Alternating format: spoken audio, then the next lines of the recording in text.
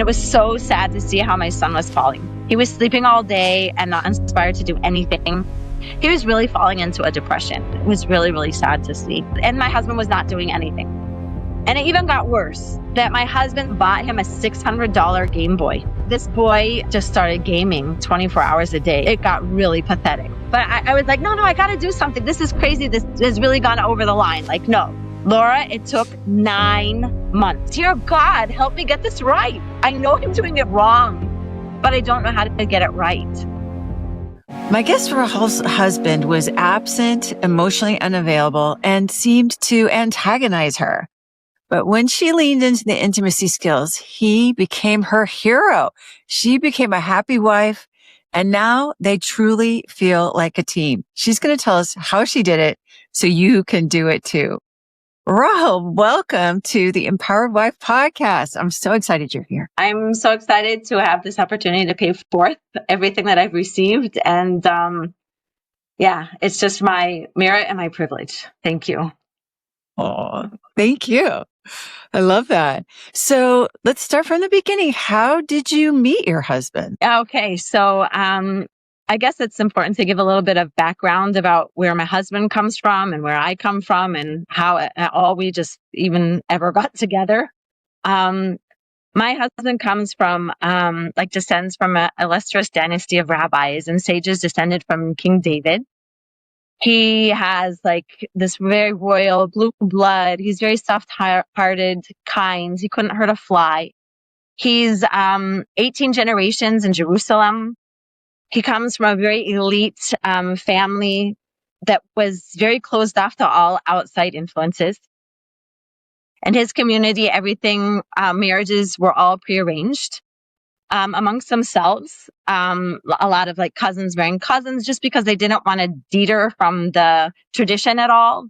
So just keeping amongst themselves and not, exposing them to anything outside in the outside world. My husband was the third of 13 children. And lo and behold, his father became schizophrenic. So that pushed him outside of his community. He was no longer eligible. And all of his brothers and sisters were no longer eligible to marry from within, because maybe schizophrenia is inherited, or it's just it was not the run of the mill something. There was a defect to the family, so he was pushed out. And because of that, he was also because of his own despair and dejection, he himself just took it to himself to start seeking outside of his own territory, where he was born. And okay, if I can't anyway, if I'm being pushed out, then I'll just, I'll just do it before they even ask me to leave, So he went out and started to see the bigger world a little bit. So that's his background. And then here I am, Laura. I come from Newport Beach, California. I went to school in Corona Del Mar. I came to Jerusalem in my late teens. I was perhaps on a spiritual quest, perhaps running away from a very difficult, corrupt, and abusive past. I had left my home, my family, when I was 12 years old, just running from a lot of danger, a lot of turmoil. I came to Jerusalem. I was just so intrigued by the purity, the protection, and the simplicity of this community. Of course, looking for as a tourist from outside or whatever. But okay, so how do we meet? So as I said, he was still in this community that he would still have to have a prearranged marriage, but it wasn't going to be it wasn't going to be a girl from within. It was going to be somebody from without. And the whole thing about prearranged marriages also in Hasidus and Kabbalah is that a soulmate is preordained in heaven. And it's one soul in heaven that gets split into two, male and female. And it's a matter of divine providence to return to their completeness. And we can progress this by a lot of faith and a lot of prayer. So I really wanted to marry into this Hasidic sect. And I went to a very auspicious place to pray to find my soulmate and see if God would just deem it correct that, he would match me with a soulmate that would be from this community, because I felt so deep in my heart that that's where I would really like to belong. And lo and behold, when I went to this auspicious place, my husband's aunt was there. She saw my devotion, my fervency, my intention. And she said to herself, this is my nephew's soulmate. And okay, so Laura, what you have to understand here, though, is that there was an underlying intention here. That when she was thinking this, she was saying she's going to return him to his tradition. Because as I said before, he was already sort of exploring a little bit outside in the outside world. So she would, and they, you don't do that. So I was going to be, this perfect wife that was going to return this wayward nephew back to his roots. So if you could tell me a better recipe to start a marriage on the basis of control and expectation, I want to hear it. Because this was just the way it was just, here it is. His extended family was waiting for me to coax and cajole this boy back to his roots. So it was just a very defeating and exhausting job from the very beginning. But I took right to the task because I saw this as an honor to placate such a distinguished family, Jerusalemite family. So we got married. The Jewish tradition is that you have that wedding night, and then you have 7 days of celebration. So already in the middle of these 7 days of celebration, where all the family is around us, and supposedly contributing and celebrating our completeness, that we found ourselves and we're, we're starting out such a beautiful life. My work was already revealed to me that in the middle of these celebrations, my husband needed to leave town to take care of a court case to resolve something that he had done that he shouldn't have. And I was already being revealed to me what was on my plate. And then very soon after, I found myself commencing a married life with a mate that slept all day and was up all night, hanging out with his brothers, his friends, whatever, not at home, smoking a few packs of cigarettes every day, eating greasy, fried, healthy foods. I was a California health freak. So this was already and he was just spending too much time with his brothers and his friends, and so little was left for me and to build a marriage. So this was not my idea of married life at all. Even though I had come from, I had no example from my parents or whatever you get from somehow a woman gets an idea of what is married life and what she's dreaming about. And it was just that balloon was just so immediately popped. It burst. But I did believe in this divine providence. And I adamantly believed that there must be waiting a beautiful marriage under all these obstacles. So I was ready and willing to take this on. So I'll just reveal a few other obstacles that we had, that we didn't have a common language. He spoke Hebrew and Yiddish, not a word of English. I only spoke English. I had taken some preliminary courses that the country of Israel gives when you come to be a citizen, preliminary courses about Hebrew, but I wasn't a good learner. And everybody used to say, Rochel is never going to be able to learn Hebrew because she's terrible at languages. So I had a lot going against me of getting that. But I was a real sink or swim situation. But 6 months after we got married, my husband said, your Yiddish is really, and your Hebrew is really improving. I said, I feel like I'm drowning. And he said, well, I'll tell you a secret, that we're allowed one date before we get married. So he said, when we went on our date, I didn't understand one word you were saying. But I saw that you had a good heart and good intention, and that was enough for me to build a married life. You're sandbagging. Yeah, I love it. Right. Yeah. All right. So that was touching, heartwarming, whatever. It was a little bit of, gave me a little bit of fuel to go on, So, but the blessing in disguise about this language barrier was that we couldn't fight. Yeah, so we didn't have many Not enough fights, common but language, no an argument, huh? yeah, That's great. no arguments because we Okay. just couldn't fight. But yeah, but that intimacy wasn't going on so much also. And there was just like Yeah. so many cultural differences. He liked sweet food. I like salty food. He was a tidy person. I was a tidy person. He was a messy person. I was a spiritual person. He was a very material person.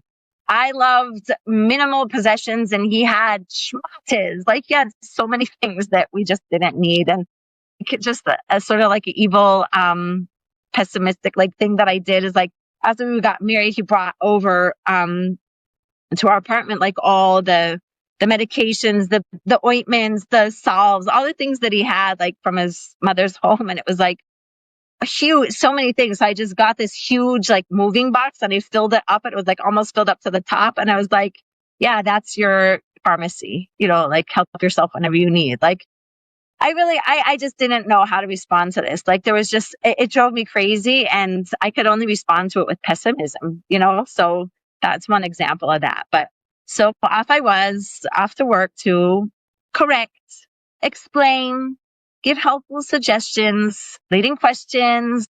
And then when I didn't get the results that I was wanting about how to get him back, to whatever it was, returning to his roots or building up our house or whatever it was, I resorted to demanding, blaming, criticizing, and then screaming and yelling. So yeah, very quickly, like I'm talking about this like like a course of time. Very quickly I had to get the language under my belt. Like it did get worked out. The quickest way that I did learn the language is when my kids would come home from preschool with like what they learned for the week. And it was just such basic Yiddish that I could just learn from that. And I was teaching myself. So, sink or swim. All right. So it was going. But okay. So like I was saying that there was just so much that needed to be changed according to the expectations of my husband's extended family. And then also me and how I was wanting my life to be set up and my own religious and just any ideas that I had about married life. I needed to get this under control. So very quickly, my life just started to present itself like I was just waiting for a ship to come in because there was too many things that needed to change and get right. And I couldn't start being happy until those things happened. So it was like I was hanging in the air, just waiting to land. When can I just start to enjoy my life, my family, my marriage, my husband? And I had thoughts swimming around in my head 24/7, like if you would just do this or we could stop doing that or just change, I would be so happy. And as years were going by, it was just becoming fewer and fewer reasons to be happy. And I was dependent on my husband. My whole happiness was just dependent on him and his changes for me to get happy. So my life just felt like it was like I was running after a mirage, like an oasis in the middle of a desert. And when I would start to approach it, the mirage would just reappear farther and farther away. And happiness was like a variable always outside of myself and dependent on others, and particularly my husband. So of course, that's going to invite a lot of bitterness, anger, frustration. And I was just feeling like everything was just escaping the leash of my control. And Laura, with hindsight, I see that so much was being built up. We both were coming from such broken families, like him having a father that was schizophrenic and all the abuse that I was coming from. We were doing pretty well, really. And I could not see that. I could not cherish that. I could not. It was always like outside of myself, what still needs to be changed. Like we were having a lot of cute kids. My husband was building up a beautiful livelihood. And I was just not seeing it. I was a magnet to just what wasn't. And like once I heard it's like a human tendency that this whole survival of the fittest or whatever it is, that we always have this tendency to look to what needs to be improved and not what you have. And oh my gosh, Laura, what I've learned about my life today is that we're not primitive cavemen, and we don't have to live on this, survival of the fittest precept, that we as humans have the ability to enjoy our lives and to connect and thrive on what is, and not constantly chasing after what isn't. But that wasn't at all present. I had no idea. Nobody ever explained that to me. It just wasn't, you gotta get this. You gotta keep going. And just, of course, very exhausting, disillusioning at times, just the dream constantly escaping me. So, because I had so many expectations of what needs to be done, I was really painting myself into a corner of disappointment and desperation. That I really came to a place out of desperation. I just started to pray. And I said, "Dear God, you have blessed me with such a beautiful home and family. But to reveal your presence and honor here, so much needs to change and improve. So why is this escape my grasp here? Why is this so hard and distant to achieve? How can I save this sinking ship?" And okay, so many years just still passed by, and I was still grappling in the dark and looking for so many more problems in the face and complications, and constantly trying to fix them, control them, and change them. And I'll never forget the day that, this was the big clue, that I was in the car with my husband, and I was vehemently trying to explain to my husband how some situation needed to be fixed. And after years of silence and acceptance on my husband's side, so many years of corrections, he just couldn't handle it anymore. And he banged his fist on the steering wheel and said, "I just can't take this anymore." And then he wiped the smallest tear from his eye. He managed to stuff all the rest of this hurt and frustration just a little deeper inside. And it was like the first time I saw that I'm doing something wrong. And he was just, stuffing it in deeper just to assure me what he was capable of contributing to the stability of our relationship. And I got a clue. I got that suddenly I got it, that my marriage and my family life was not achieving the productive results that I was so desperately seeking. And from that day on, my daily supplications turned into fervent cries and tears and yearning and begging. "Dear God, help me get this right. I know I'm doing it wrong, but I don't know how to get it right." And sometimes God hides his face so long enough that you just get so sick of yourself that you're ready to do anything to get it right. And that's when he appears. And that's when the skills showed up in my life. So I went on a trip with some friends, and they were ranting, Israeli friends, Hebrew speaking, and they were ranting and raving about this new book that had been translated into Hebrew. Was your book. And they were saying it was like this simple, super simplified approach that achieves true satisfaction and results in married life. I was like, wow, let me get my hands on this. And I quickly did everything in my power to get my hands on these skills. They taught me some cheap phrases that really made sense right off the bat. And when I returned home, I started to employ them, and I immediately saw results. Amazing. So a long story short, I worked with these skills a bit with the book, and then I approached our rabbi, and I told him about these skills. And I told him that I'm having incredible progress with my marriage with these skills. And believe me, he knew what our background was, because I would call up and complain a lot about all these doing wrong. And, he was trying to really help me as much as he could, but really wasn't making much progress with that. So he's like, whoa, something is helping Rachel with her married life. Like, what is this? And so he was a witness to all these phenomenal, miraculous results that I was getting. And he was very impressed and very curious. How could all these skills become more available for religious women? So he told me to check out what it means to get certified and everything like that. It was money that was way over our heads to be able to pay. So he showed up and he said, "I want to pay for this." Yeah. One day I'm going to pay him back. So he's going to be able to pay this forward to other religious women. But yeah, he sponsored me. He sent me.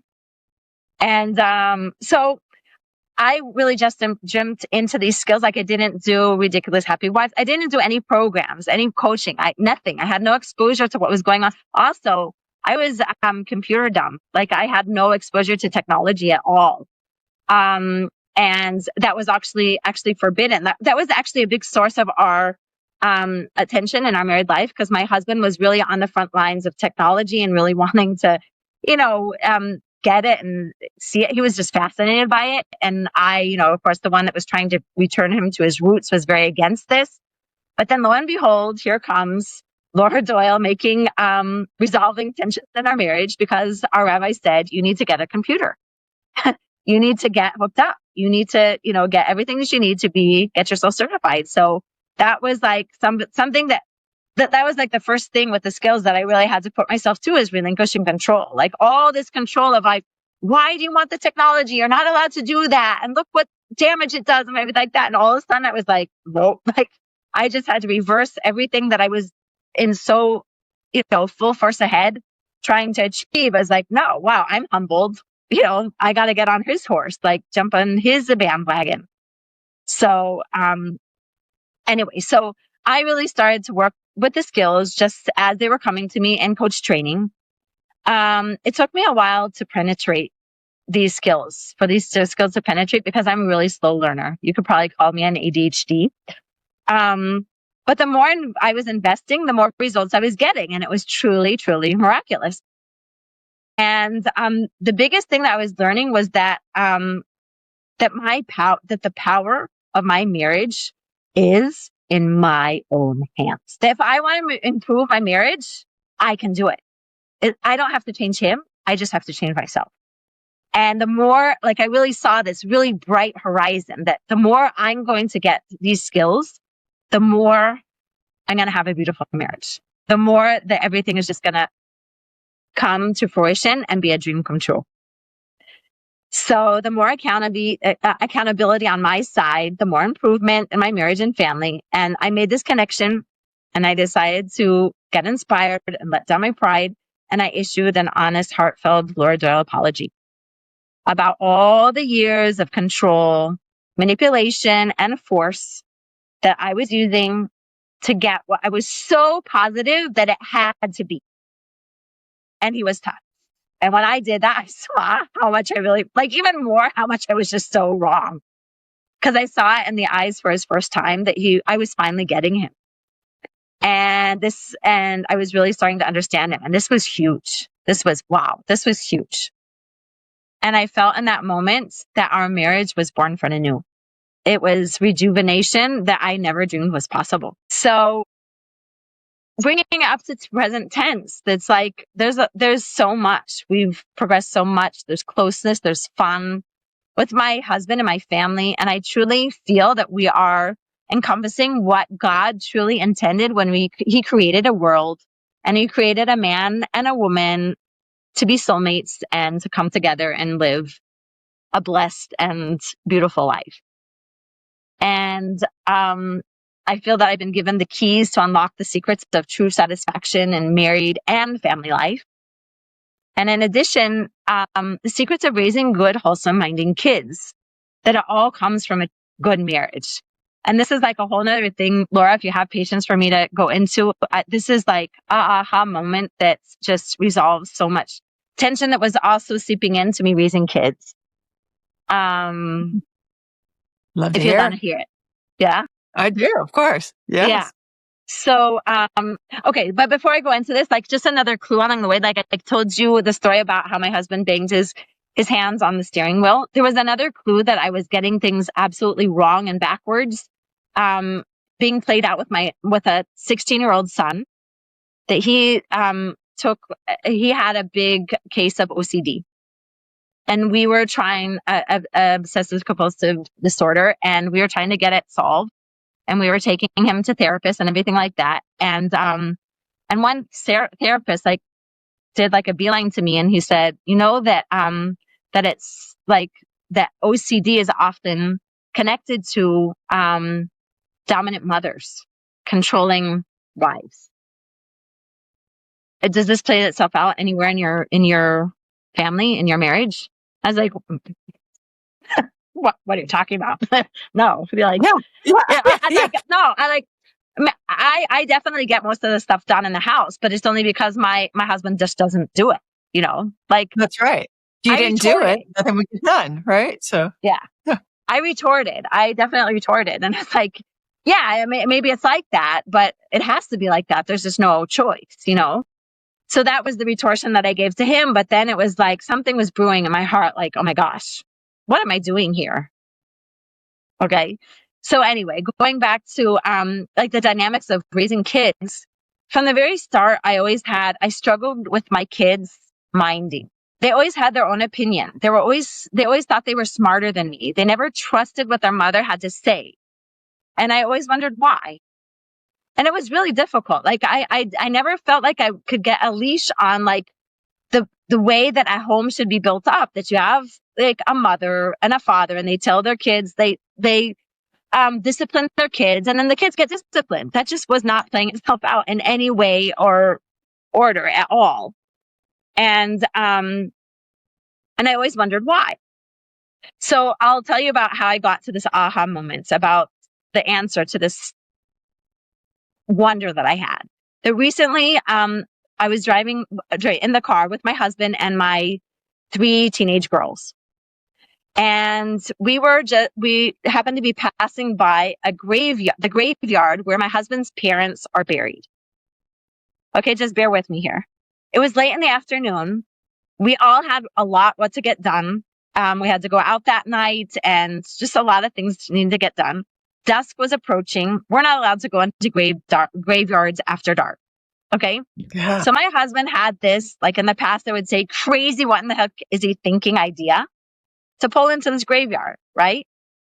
We're pulling in and I'm suddenly so impressed with myself that I was like with this newfound ability to just stay calm. I wasn't getting judgmental. I wasn't getting reactive and opinionated. I was duct taping. I didn't say anything. And I found myself inside just assuring myself with cheap phrases like, receive, receive, whatever he thinks, faith over fear. Like there's a lot to get accomplished, but let's just see how this plays itself out. So I duct tape. I didn't say anything. And then my daughter starts chiming in with my old words of the bad old days, like complaining, controlling, demeaning, trying to say, don't you understand that we have so much to get accomplished? And I remained silent. With that duct tape, I didn't take the bait. I didn't respond. And then the most amazing thing happened. She also became silent.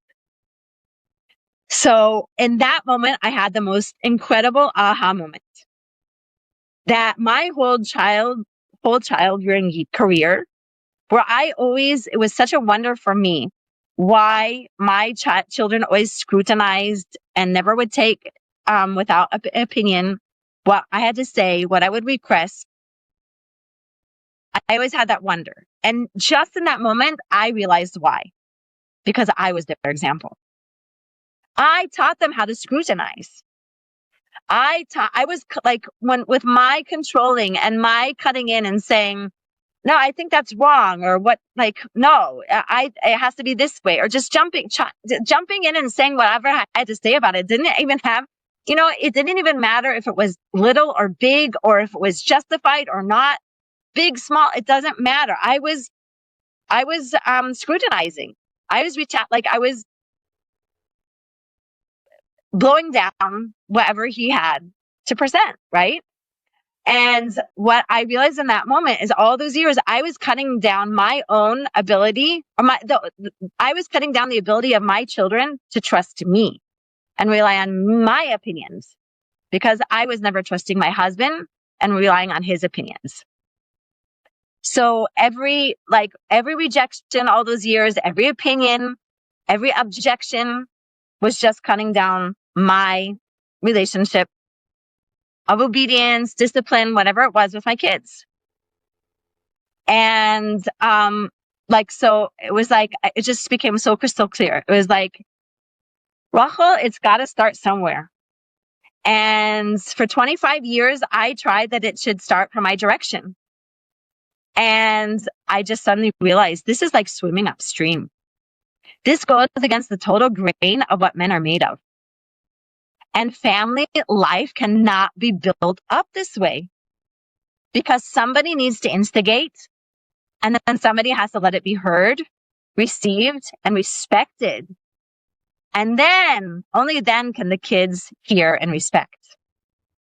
Even when it sounds crazy, even when it might not be my direction, what I thought, or okay, so I tried it. It just, men are not able to receive from women. So every time now, like when I am pulled into those places again, I just say to myself, hey, you want to start swimming upstream? You want to get exhausted? Okay, go for it. You can choose this. But I'm still recovering from all the exhaustion of all those years. And I just it's just so simple to just say, no, I don't need it anymore. And I've just learned better that to do something wrong but unified than something that is right and not like right from my opinion, and that is not unified. It's just like, no, don't cause the conflict. Stay in the where there's no conflict, even if it means several times I will really have to be I will have to nullify what I think is so right, because it's very few times that I really found that being right is worthy of nullifying, negating the unification, the closeness in our family and with my husband. So, so because just all those years, it was so much put out with so little brought in. And now I'm learning that when the household has one perspective, one decision, one outlook, it doesn't matter what it is, as long as it's united and in union, aligned. And then everything just lines up one after the other. So I saw in that moment that this is the way kids learn and want to become, and they become capable to trust and mind their parents, from seeing their mothers trusting and respecting their husbands. And I also understood that I could have taken all those years, so many courses, and read hundreds of books about disciplining and raising wholesome, confident kids. And all those results together would never add up to even the smallest effort and investment and in respecting and relinquishing control to my husband. Yeah. That is amazing. That is making my head explode. But I love you describe it so eloquently and so clearly. I totally get it. Your kids imitate. They were your daughter was imitating you, and you got to see a mirror of your own behavior, and you were open, you were receptive to it, seeing it in that moment. And I love all the thought you've given to this, all the analysis you've done about how you could have done so many other programs on how to raise wholesome, healthy kids, or, confident kids. But the key, that none of it would have touched what was really causing the frustration. You feel like you're having to swim upstream. That respecting your husband, the peace that respecting your husband has given you, with raising your children. Yeah. Gosh, I love it. But Laura, I have a game breaker story to tell you that it's like a little bit embarrassing to tell, but yeah, it was a game breaker. That it's like, if this story didn't happen, I probably wouldn't be here right now, where I am with all the coaching and the skills and so deep into the campus and everything like that. But you want to hear it? Oh yeah. Oh okay. Gosh, yeah. So as I said, I went into the relationship, the certified course, without any previous experience, no coaching, no nothing, no inspiring wins to inspire myself. Like I was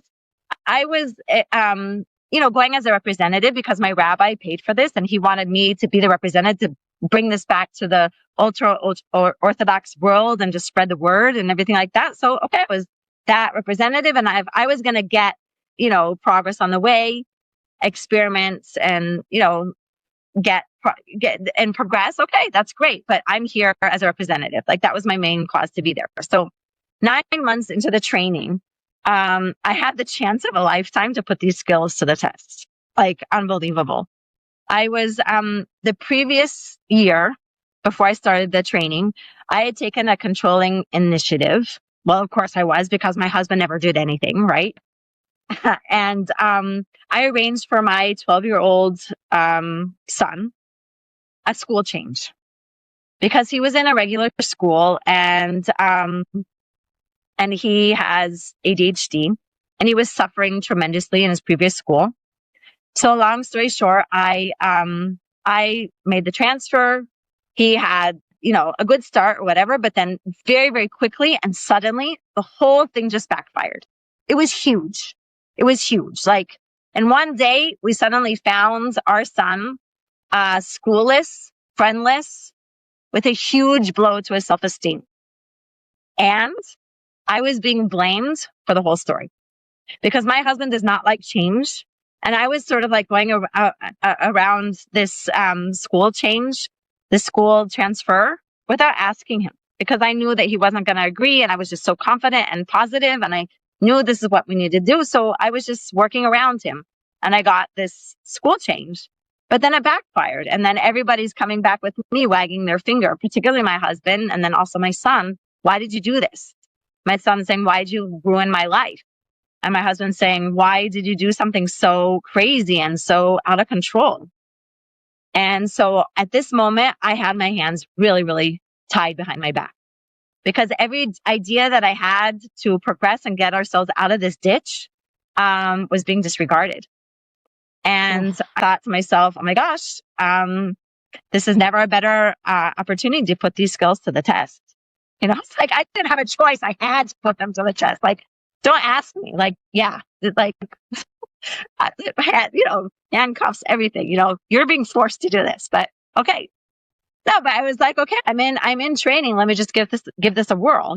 Let's put these skills really to the test. So I immediately started relinquishing control, experimenting with respect, with things, like, what's best, whatever you think. And then positive fulfilling prophecies like, you got this, you're such a good father, you know what's best for your son.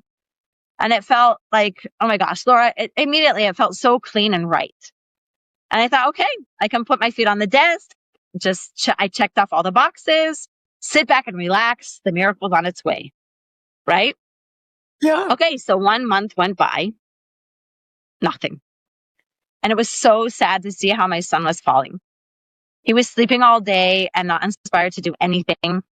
What could he do? He had nothing, no friends, nothing. He was really falling into a depression. It was really, really sad to see. And I was like, okay, and my husband was not doing anything, nothing. Like he would just leave me alone in the house with my son and just not even talking about what's going on. And this is really painful. Like just, okay, but I'll give this another month. So the second month goes by, nothing. And it even got worse that my husband started to have mercy on him, like to really feel sorry for him. So he went out and bought him a $600 Game Boy. That this boy just started gaming 24 hours a day. It got really pathetic, really, really pathetic. And I was like, okay, this and I was always, because I'm, adhering to all the beliefs of his family, right? Like we don't do technology, we don't do gaming, we don't do these kind of things. So, but he was, okay, no, we're duct taping, like we're not doing anything. And I was like, but I was like, no, I got to do something. This is crazy. This has really gone over the line. Like, no. And it's like, wait a second. So when I was about to really push the button, like, no, I'm out. It was like, I reminded myself, wait a second. You're going to be a certified Laura Doyle coach. Is this a story that you're really going to want to tell?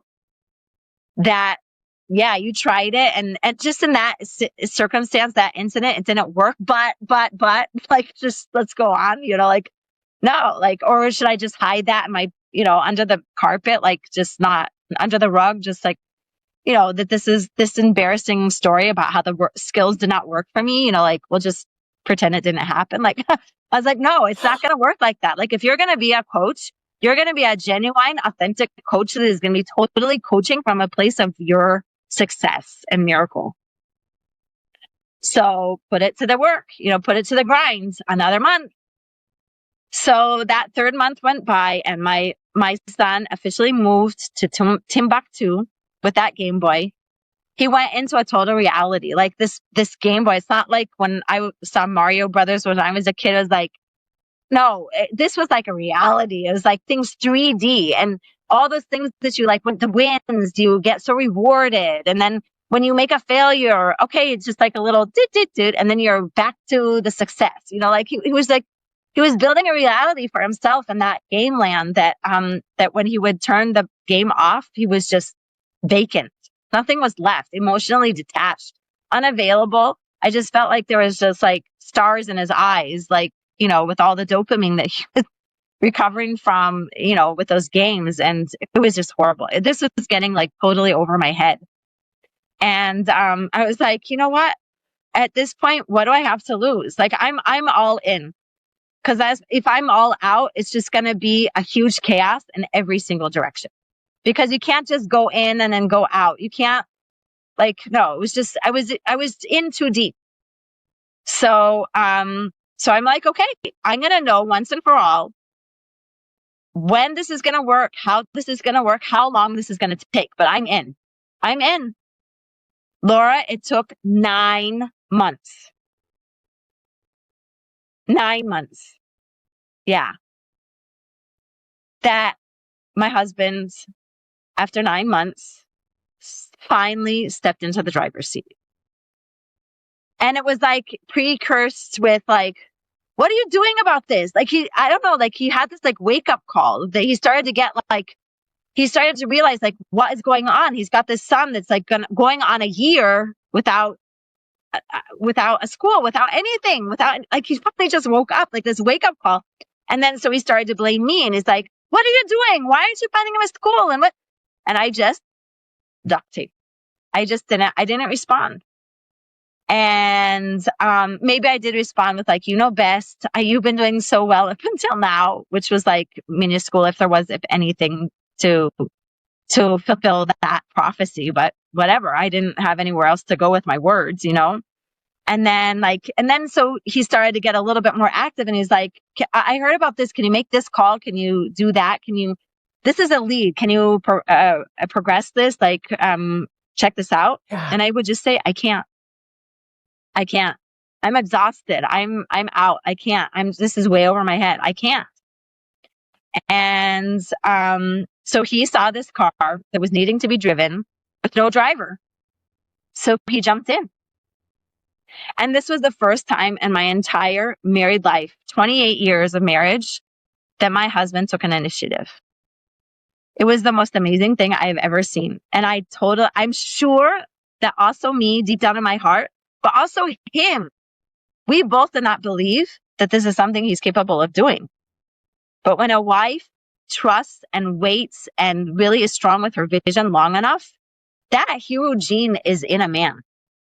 And it's going to get waken up. It might take a long time, and there might be a little bit of damage along the way until you get it. But Oof. The one thing that we've mostly profited about this is that my son is being healed by finally seeing what a father is all about. A father that cares, a father that pitches in, a father that saves the well-being of his son. That I'm so positive that if I would have controlled it and even jumped in at any stage from the beginning to the end, even though he probably would have found a solution like a school or whatever like that, there would still be a huge bruise or even scar to his self-esteem. That if I did push through like I did, that was such a healing to this father-son relationship. Yeah. Yeah. It's an unbelievable story. I mean, it sounds, it must have been terrifying. It must have been terrifying watching him in this other 3D world that is not school, like not a structured place where he's learning the things you want him to learn, and seeing him kind of zombified at the end of this, and to do it for 9 months. So it's extraordinary. It must have taken a lot of courage, but I really hear you saying like it was worth it. You even said there might be some damage. Like you believe this caused some damage to your son. However, in the bigger picture, in the greater scheme of things, it would have been more damaging had you jumped in to try to control it sooner. Yeah. And Wow. just like all the opportunities, like all the growth on my husband's side that has been born from this story. Like he's taken us on trips, like organized vacations. We never went on vacations. And now I just see it was never that he never didn't want to. He just never knew that he could. And this story gave him the confidence. And then he wanted to challenge himself with just even more. And, yeah, I remember my like other therapy sessions about my kids going to therapists, and they would always come up to me and say, why is there such a vacancy? Why is there no connection with the father? Like, why doesn't he jump in? Why isn't he getting therapy for himself? And in fact, we did do a lot of therapy, like therapy for the parental therapy. We never did marital therapy, but we did parental therapy. Like, how do we do what we need to do? And there was so much good stuff being presented there, like that would really, if my husband would do it, would save all of our trials and tribulations with our kids. But it was like the minute that he would leave the therapy session, he would leave everything that he heard in the office of the therapist, and it would just never be put into action. And it was probably just because he never believed in himself enough to really take, change. It's just, when you don't believe in yourself, it's just so easy to stay status quo, even though you're suffering from so many things that need to be changed because you don't believe in yourself. You don't believe that you're going to bring it to any better place than it already is. And he didn't have the opening to do things that same way before. It sounds like too, like that 9 months of you really relinquishing control was, that was such a departure from the way it had been before. So I can see where that experience, created a lot more self-confidence in your husband because he had the opportunity. And then he rose to it and he solved the problem. Yeah. So yeah, that's amazing. And now as a result, he takes you guys on family vacations. Yeah. And he organizes these vacations? Yeah, he does. And that's the frivolous stuff. Just, I'm so allowed to be exhausted now. Like I had to be, I'm telling you, until now, I'm still so exhausted from all the control and all the just doing it all myself for so many years that I really do. Like sometimes I think it's like even a little bit exaggerated about how many times I have to say I can't. But my husband is so heroically, even in those times when I think that I'm going to dare to say I can't, and he's probably going to show up saying, no, this you've gone over the line a little bit. Like, he'll never say that. Like, I'm so allowed to be exhausted now. I'm so allowed to just say, I can't. I'm so allowed to just, just be, and I'm still recovering. It's a process. Like, I feel like I'm being healed from it was really traumatic. Like, also for my husband, but also for me, just feeling so alone. So I'm also so alone in his world, like I grew up where I grew up and I had ways of doing cultural things, so many ways that I knew how to do from my past, from Newport Beach, California, but that wasn't the way that things were done in his community. So I was really in the dark a lot. And that was traumatic. It was traumatic. Yeah. Yeah. And it sounds like you just never imagined that you would be allowed to not do things that just feel like they're your responsibility, or to not be like, you never thought you'd be allowed to rest when you need to rest instead of pushing through. It wasn't an idea. Like, no, that it's not, that would never even be a reality that it could even entertain in my greatest fantasies. Yeah. Wow. Amazing. So these are incredible stories. They just reflect so much courage and so much commitment. And I just am delighted to hear about these. Like it sounds like a miracle. It sounds like a miracle. What is your marriage like now? Um, it's up and running. It's amazing. It's working. I now have a dedicated, responsible father. Um, I can tell you, it's like he's woken up from a deep, deep sleep. And sometimes it's a little bit scary to see his emotion. Like all those years, there was no emotion. There was nothing, no response. And sometimes he does show up with his response that can be a little bit scary.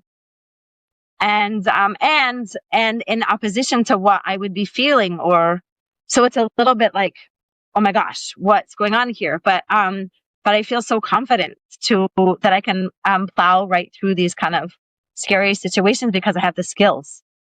And if like I just had last week, like something that was challenging, whatever, he bought some, like a lot of electrical appliances that I wasn't needing. We have a small apartment and I really wanted to get it right. I'm just giving an example of how I have the skills so ready for me. And I was like, okay, skills, skills, skills. And it's like, yeah, I knew what I needed to do, but I just couldn't find within myself the ability to do it. Okay, so what's the second tactic that you do? And Laura Doyle, you take it to coaching. And I took it to group coaching. I took it to private coaching, and and even though the coaching was like, it was always coming out the skill that I needed to do, but every time I was getting coached on it was just feeling more and more possible and approachable, and I could get it.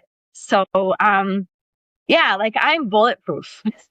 I'm really bulletproof because, yeah, because I have the skills. If it's not the skills, then it's coaching. If it's not that coaching, it'll be another coaching, and you just keep coaching and coaching. And like I always say, like, when I'm asking what I can be acknowledged about, and I always say that I'm daring to take it back to coaching once again, because I'm never disappointed. Like I would think, yeah, you've already done the coaching, you already did that bit, been there, did that, and you know what's waiting after the coaching call. But no, everything, and particularly when you're using so many different coaches and everybody's got their creativity and their own past experience, their own stories to tell, there always comes out some sort of innovation that it's like, I'm bulletproof. I'm just bulletproof. It's amazing. Yeah. That is some confidence. The word bulletproof. I love it. Like there's nothing can trip you up. You know what to do when you get into a potential conflict. Yeah. So yeah, I mean, I love that. And I just can really hear the deep sense of relief in that. Like I have a good father for my children now. Yeah. That just sounds, that's very moving. That's very moving. And you did that. You did that by completely changing the way you showed up as a wife. Yeah. It wasn't your mothering. It was your wifing that you adjusted and got a completely different response. Oh my gosh. Totally. Totally. Yeah. Totally. If a wife is a good wife, it's like her child rearing is a freebie. It's a freebie. It's a coupon that you get. It's just free. That if there's all that tension and controlling and everything like that, I don't know. I would love to hear a woman that she controlled her husband and she has kids that are minding her. I would love to hear it. Like, let's do a statistic. Like, I don't believe it. I don't go for it. Maybe they're even lying. Like if they're saying it because I don't believe it. Right? Yeah, I don't believe it. I don't believe it. But listen, Laura, there's a lot of challenges still left in our life. But for the first time in my life, I feel like I have what it takes to get through triumphantly. And like I was being invited and coerced, like from a lot of people on the campus to do this podcast. And I was like, no, because I want to be able to tell so many other miracles. But so many of my colleagues, like so many other my coaching friends, and also from the campus, they were just assuring me that this work in progress is also very strengthening for women because, like even though like I even have a woman that I'm coaching with, we're like, we're partner coaching for so long. Her husband has a personality disorder, and she's years with the skills, and she's still like, for all the credit to her, she's still waiting for her miracle. And sometimes she gets down about it because it's so many years that the miracle hasn't showed up. And I'm constantly reassuring her. I say, your miracle has shown up because the miracle is you're making this marriage work. You're getting through. You know how to cope. You know how, when this shows up, you need to do that. When that shows up, you need to do this. And if you don't know, then you take it to coaching. That's a miracle. The miracle is that you're staying in this marriage and that you want to stay in this marriage. And at many times you don't even feel like you're just getting by. You know, that is a marriage. That is a miracle. And so I just told, I reconsoled myself that I said that, yes, my story is a novel in the midst of its writing, and I am the author, and I, as the author, am going to write a good ending, but the work, like the end is going to be good, but how, but it's still in the working.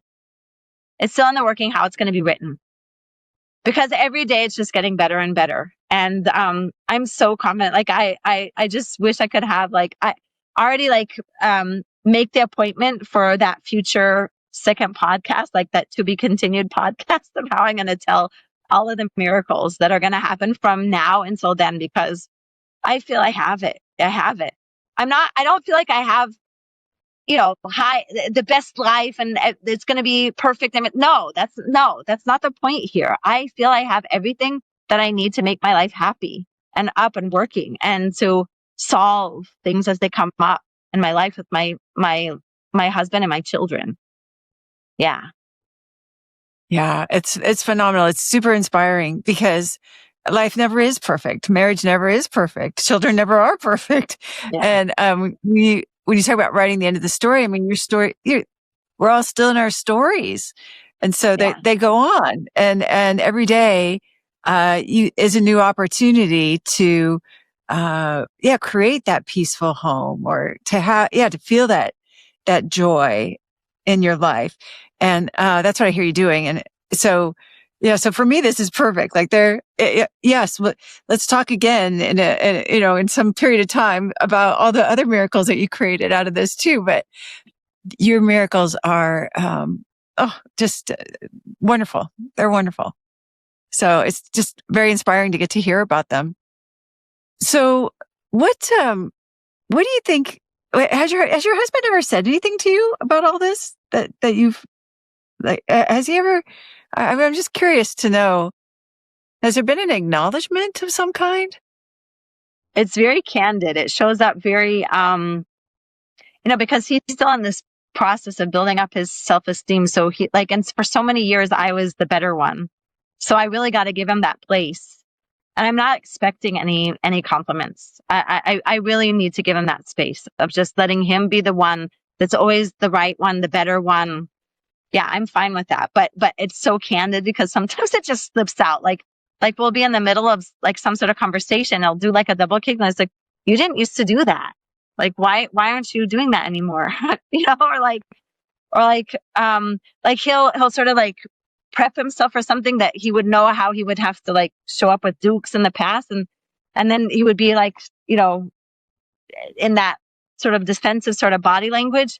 And then I wouldn't show up like that. And it was just like seeing this, like, the shoulders just like going down, like melting, and like taking the full permission to just slide right into this new reality that he's so much enjoying. Yeah. So yeah, there's been places here and there. He was always in our marriage, like I told you about that steering wheel story that he banged his hands on the steering wheel. He was always, and this is part of his blue blood,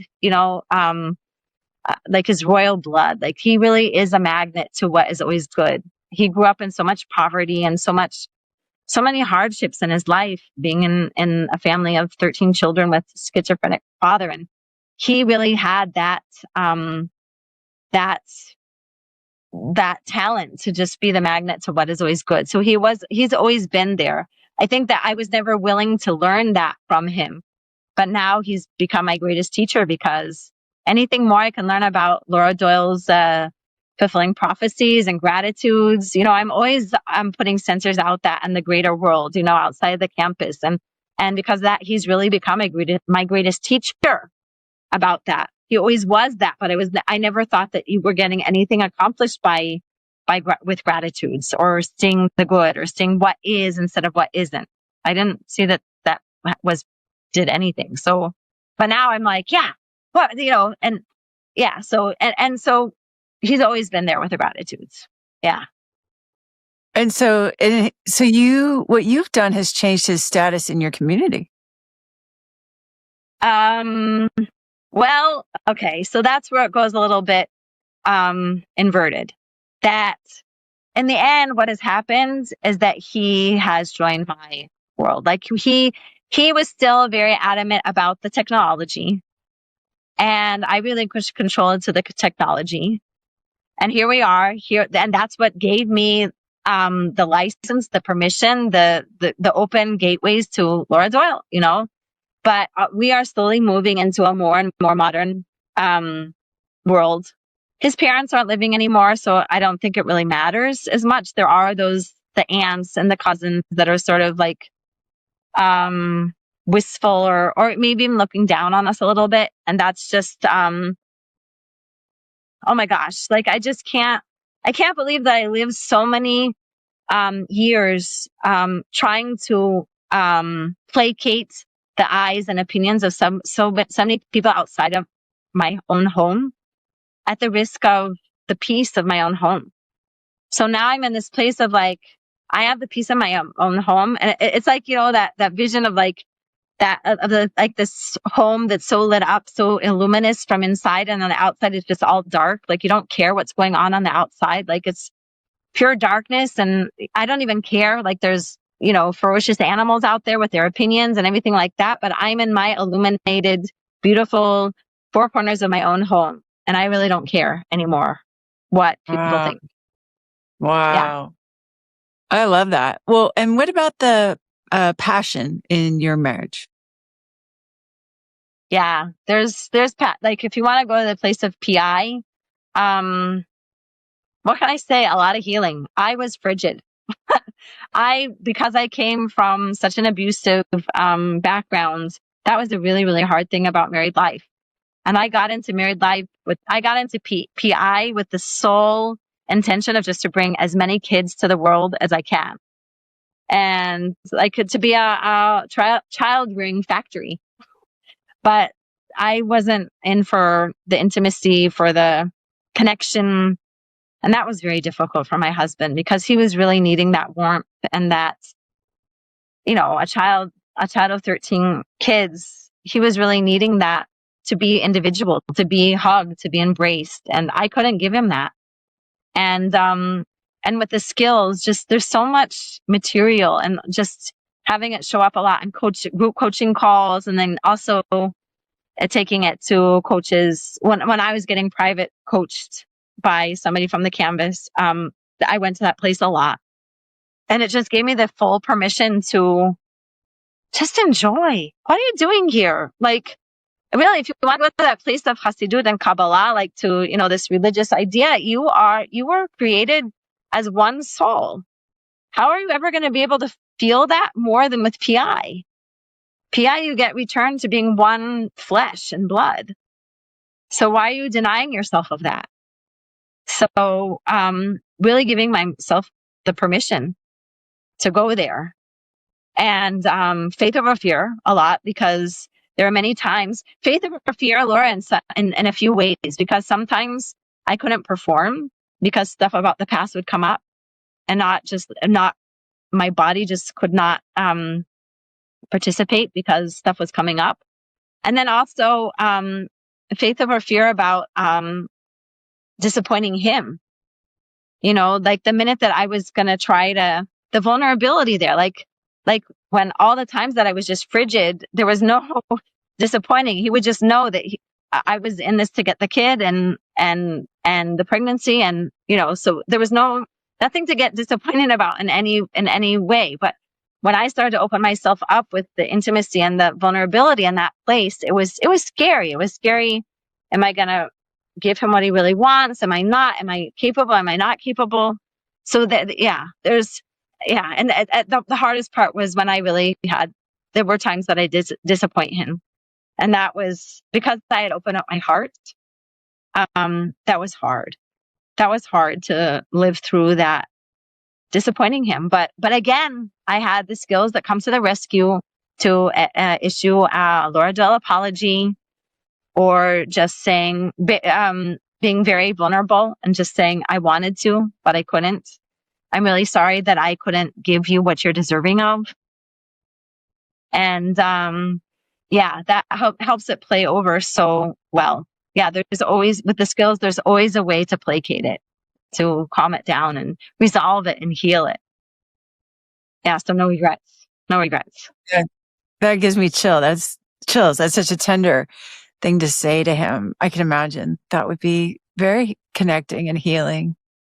Yeah. So, yeah, thank you for sharing about that so vulnerably. It's so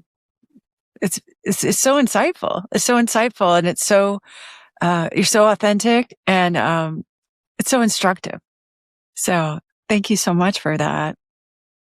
It sounds like you have come so far and created such a wonderful family life, and this intimacy that you're describing too, emotional intimacy and physical intimacy.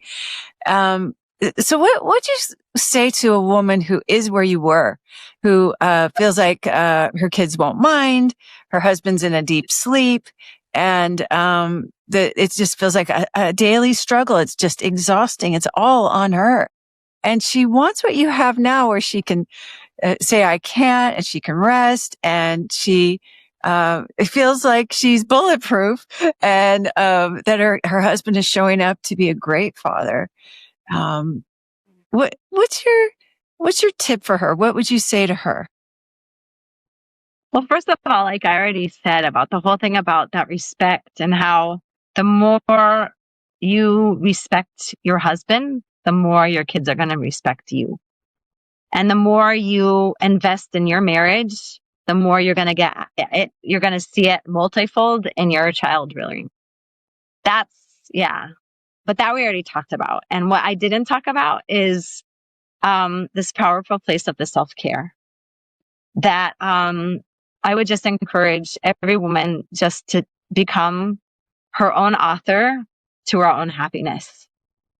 That became critical to me, to take the ownership of my own life. Like, so many years I was hanging my whole happiness on when he is going to do this, that, and the other, or not do this or that, and it's like I was miserable. And I was creating a miserable atmosphere in my family.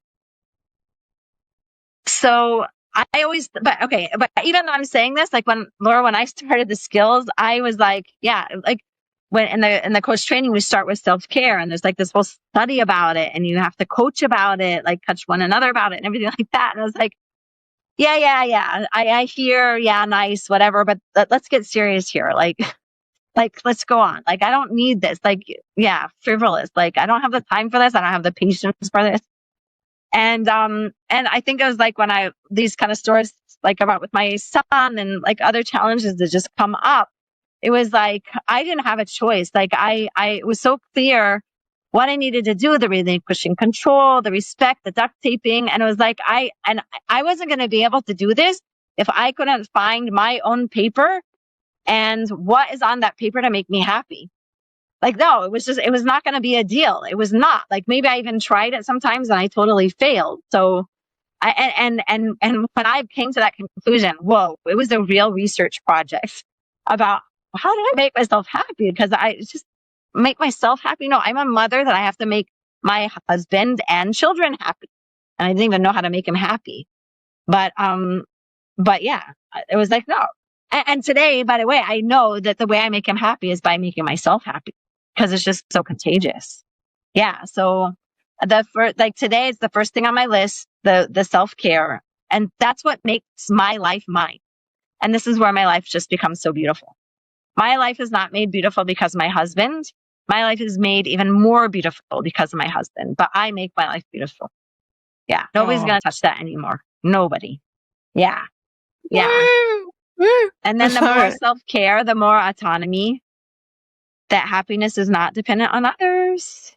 And when my kids and my husband start to bug me, it's because I will very soon reveal that it's because my happiness has some way or another become dependent on what they're doing. So I gotta SOS, get that self-care in. And it's not just that, okay, so self-care is sometimes like distraction.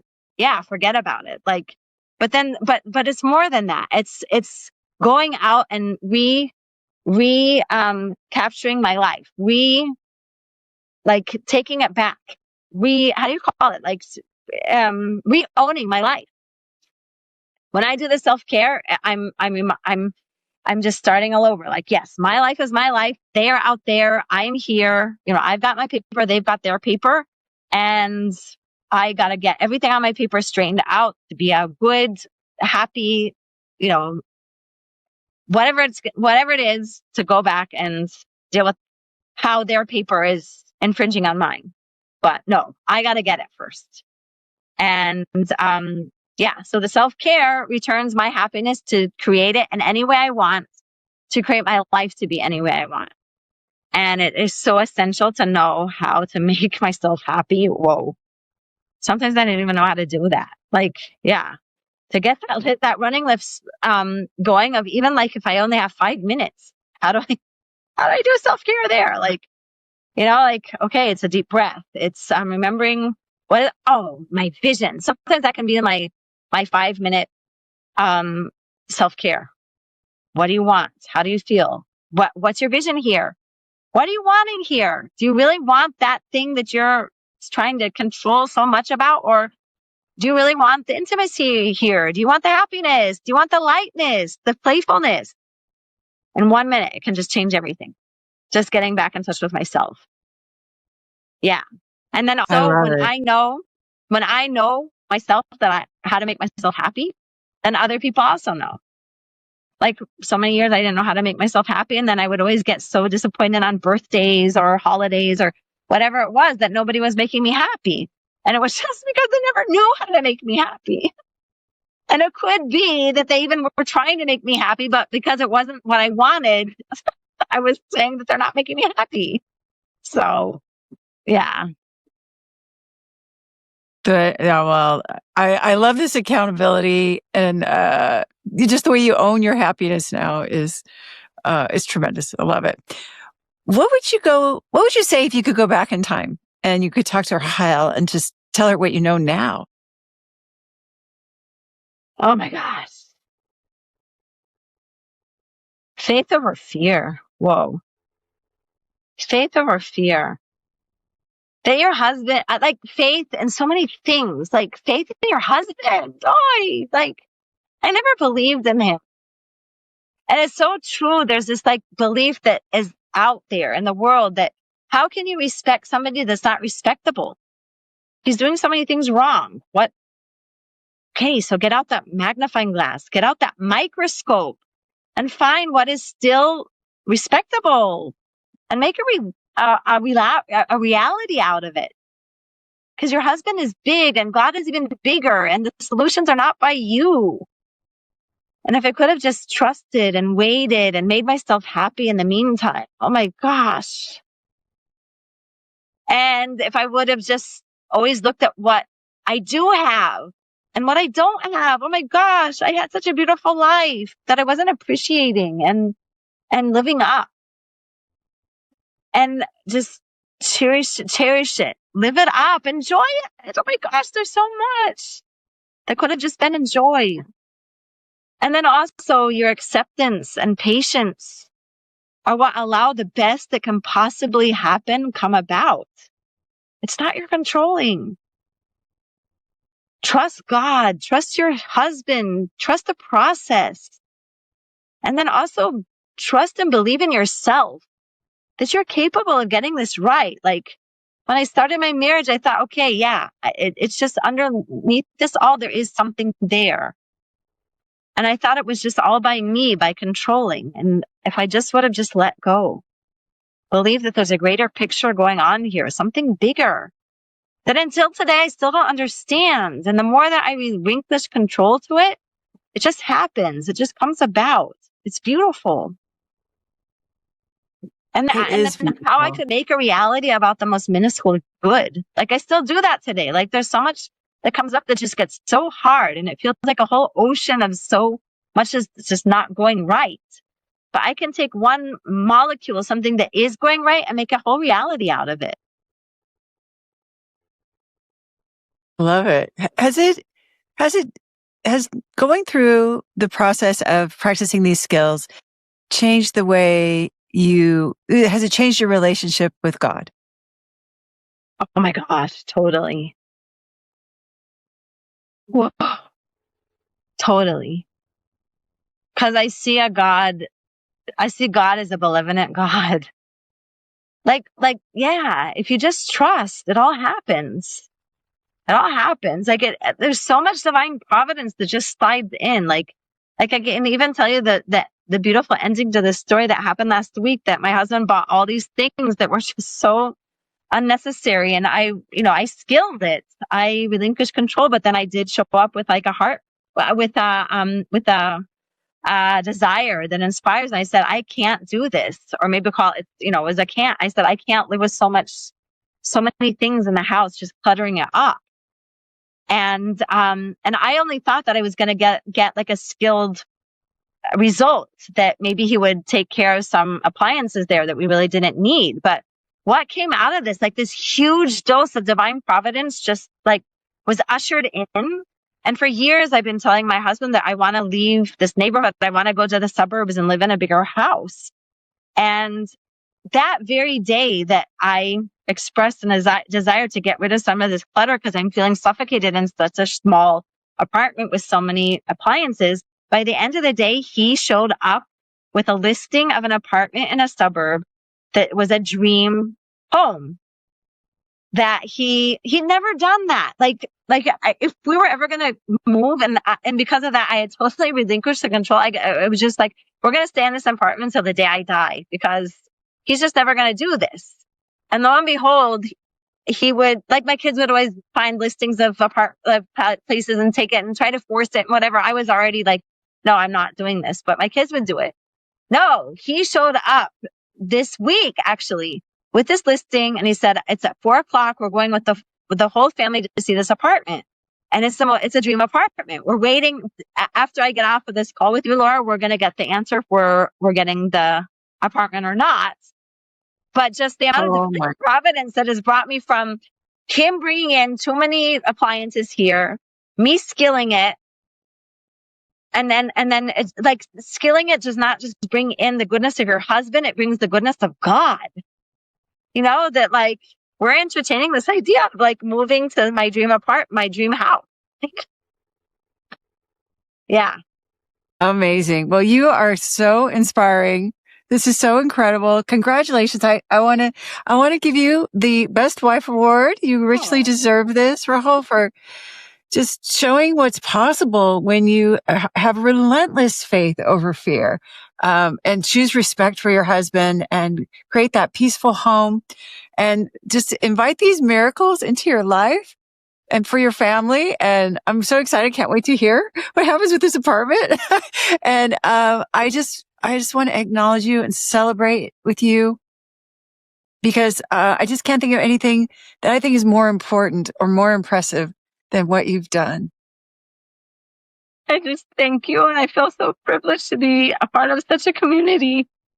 Like, there's never a feeling or a situation or anything that hasn't been lived up by another woman there on the campus that she can't support you. And again, I'm bulletproof. I just love you all so much. And I can't believe what you've done, Laura. Like, I know, like, I feel it on my own blood and flesh, but yeah, for a whole world, you've created a reality. You've created a reality that is just so, like even I'll walk in the street and I'll see like a woman like disrespecting her husband. And it's like, isn't that what? There's a whole world still out there that doesn't understand what respect is all about. Like, it's a reality. It's brainwashing. I'm sorry. Like, maybe I shouldn't have said that, but it's like you're just totally cleaning out. Yeah, you're washing your brain clean of all negativity. Of all negativity. It can all be lived up so positively, so beautifully, so miraculously. Yeah. Thank you. Oh, well, thank you, Rahel. Thank you for the gift of this incredible story. It's so inspiring. Thanks, Laura. For more of the proven secrets on how to make your marriage playful and passionate without his conscious effort, check this out.